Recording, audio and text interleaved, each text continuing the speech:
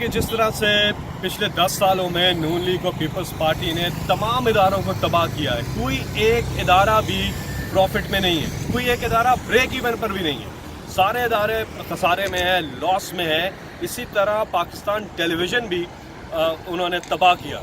تو ہر ادارے کو ریویمپ کرنا ہے، وہاں پر پی ٹی وی کو بھی ریویمپ کرنا ہے، اور پی ٹی وی کے جو ایشوز ہیں ملازمین کے حوالے سے، پینشن کے حوالے سے، نون لیگ کی حکومت میں ان کو پینشنرز کو پینشن دینا بند کر دی گئی، ان کے ایشوز ہیں، تمام تر ایشوز کو ایڈریس کرنا ہے۔ عمران خان جو ہے وہ انشاءاللہ ان کا جو سیاست میں آنے کا مقصد تھا وہ یہ تھا کہ جو پسا ہوا طبقہ ہے پاکستان کا، جو غربت میں ہے پاکستان، جو غریب ہے، اور غریب کیوں ہے؟ کرپشن کی وجہ سے، منی لانڈرنگ کی وجہ سے جو ماضی کے حکمران کرتے رہے ہیں،